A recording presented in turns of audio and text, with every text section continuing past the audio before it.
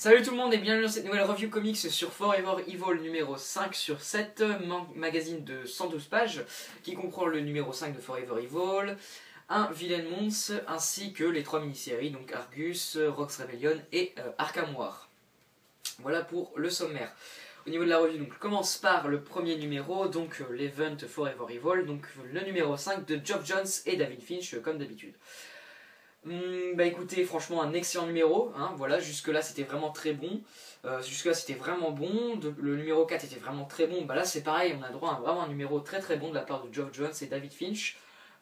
Scénaristiquement, donc l'affrontement entre le groupe de criminels mené par Lex Luthor, donc composé de Bizarro, Black Manta, Black Adam, ainsi que Batman et Catwoman qui se sont rejoints à ça, on va dire, et donc il y a un affrontement entre la société secrète et tout ce beau monde.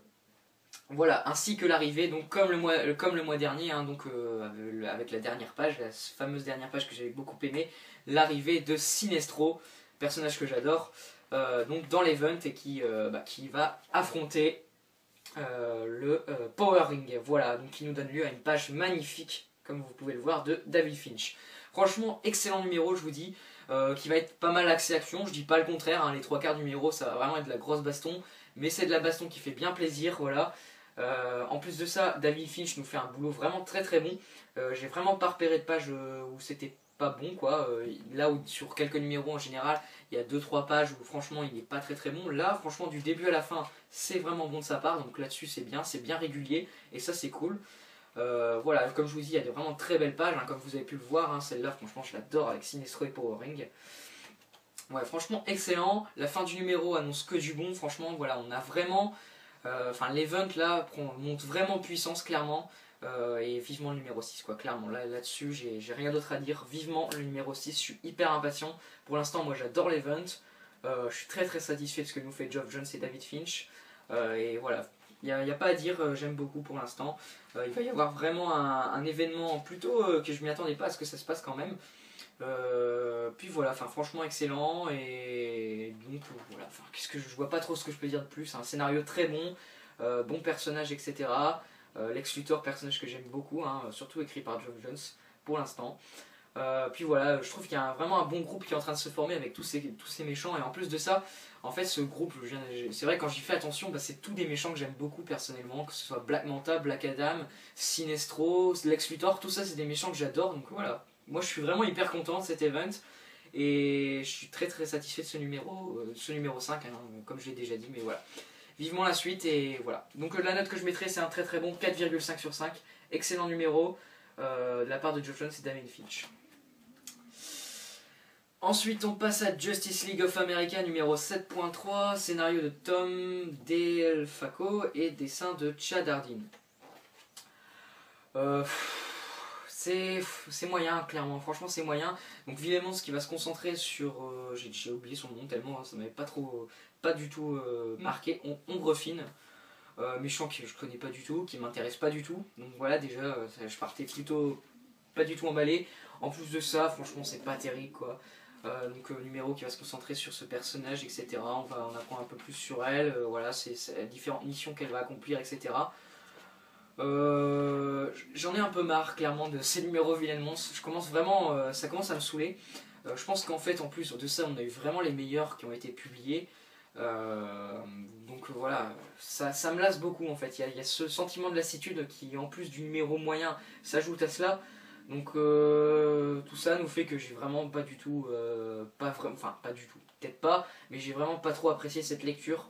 Donc franchement, voilà, bon, les dessins, voilà, c'est ça qui est, on va dire, le bon point du numéro, c'est plutôt beau, mais c'est pas non plus transcendant, quoi, hein. Donc voilà, je vais mettre la moyenne tout juste, un 2,5 sur 5.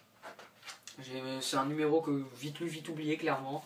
Voilà, je sais que Urban, voilà, s'il le mettait pas, on n'aurait qu'un numéro de 96 pages, 112 pages c'était déjà pas énorme, mais bon, il y avait vraiment pas autre chose à mettre, quoi, parce que franchement c'est pas terrible. On passe aux mini-séries, donc Forever Evil Argus numéro 5, non, numéro 4, scénario de Sterling Gates, et au dessin Neil Edwards. Voilà, les dessins, bon, c'est le même dessinateur depuis le début, donc c'est plutôt beau, sans être magnifique. Il y a quelques pages un peu moins bonnes que d'autres, avec voilà, quelques visages un peu ratés par moment, mais dans l'ensemble ça reste vraiment beau. Et scénaristiquement, bah écoutez, c'est plutôt sympa, donc comme, comme nous l'a appris ce fameux docteur, que en fait Firestorm est en fait une bombe à retardement tout simplement, vu qu'il va arriver un moment où toutes les personnes qui se retrouvent prisonnières en lui, bah ça fait beaucoup trop pour Firestorm tout simplement. Donc tout ça va forcément au bout d'un moment exploser, et ça va faire vraiment beaucoup de dégâts. Et entre temps, donc la société secrète, comme si ils n'avaient pas déjà assez de problèmes, va se pointer là où ils étaient, et donc ils vont devoir foutre le camp tout simplement. Voilà, bon écoutez, mini-série sympa, j'ai trouvé, c'est toujours plutôt agréable à lire, cette mini-série sur Steve Trevor comme personnage principal. Voilà, bon, j'ai pas non plus, c'est pas non plus la grosse claque du siècle, c'est pas non plus le meilleur tie-in, loin de là, c'est pas le meilleur tie-in à Forever Evil, mais c'est un bon petit complément, sympa à lire, clairement.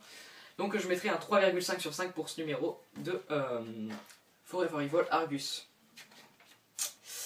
Ensuite on passe à Rogues Rebellion numéro 4, donc scénario de Brian Buccellato et dessin de Scott Eburn ainsi que André Coelho. Donc bon bah graphiquement Scott Eburn ça change pas d'habitude, c'est pas ce que je préfère quoi. Toujours vraiment du mal avec ces visages surtout que je n'apprécie pas trop. Mais bon, écoutez, ça reste quand même plutôt agréable à regarder quand même, hein. Il y a pire, ça c'est sûr. Mais bon, sinon, bah écoutez, c'est un bon petit numéro, hein, ce Rogues Rebellion. Ça commençait vraiment très fort, hein, Rogues Rebellion, j'avais adoré les deux premiers. Ça a un peu baissé en qualité, mais ça reste quand même plutôt sympa, hein, ça reste que dans le haut du panier des tie-in, clairement. Donc voilà, le groupe des Rogues, ce groupe que j'aime toujours, hein, donc voilà, c'est vraiment ça en fait qui est vraiment sympa, c'est ce groupe des Rogues, très bien écrit de la part de Buccellato, voilà, que j'aime beaucoup suivre personnellement. Donc les Rogues vont devoir affronter Mr. Freeze ainsi que d'autres criminels comme par exemple Black Mask ou encore Clayface. Voilà, donc plutôt sympa. Ça baisse un peu en qualité, mais enfin ça reste constant par rapport au mois dernier, donc je vais mettre pareil un 3,5 sur 5. Voilà, c'est sympa, les dessins sont plutôt beaux, même si j'ai toujours un peu de mal avec Scott Eburn, mais sinon ça reste plutôt de bon niveau. Et on finit avec Forever Evil Arkham War numéro 4, scénario de Peter J. Tomasi et dessin de Scott Eaton. Bon, graphiquement c'est vraiment beau, quoi, clairement. Voilà, là-dessus c'est clair et net, c'est plutôt beau, quoi. En termes de mini-série, c'est la plus belle, je trouve. Par contre, scénaristiquement, bon, c'est toujours un peu bas du front, quoi. Franchement, ça vole pas très haut. C'est dommage, parce que franchement, Tomasi m'habitue pas à ce genre de choses, hein. En général, c'est plutôt vraiment bien. Et là, ce qui m'étonne le plus, c'est que les personnages sont vraiment pas super bien écrits, quoi. Surtout Bane, etc. J'ai trouvé pas ça excellent. Donc c'est dommage, parce que Tomasi, d'habitude, est vraiment très bon pour ça. Ce qui fait plaisir, pour moi, c'est de revoir les ergots. Donc on va revoir William Cobb, donc voilà, l'ancêtre de Dick Grayson, son arrière-grand-père, je crois. Voilà, bon, là-dessus c'est sympa au moins de revoir les ergots, c'est plutôt un bon point. Après, je vous dis, bon, le scénario, franchement, il casse pas trois pattes à un canard, quoi. C'est vraiment pas très cool, quoi. Je trouvais. C'est moyen, clairement moyen. Mais bon, ça reste plutôt beau, c'est sympa de revoir les ergots, donc bon, je vais mettre un 3 sur 5.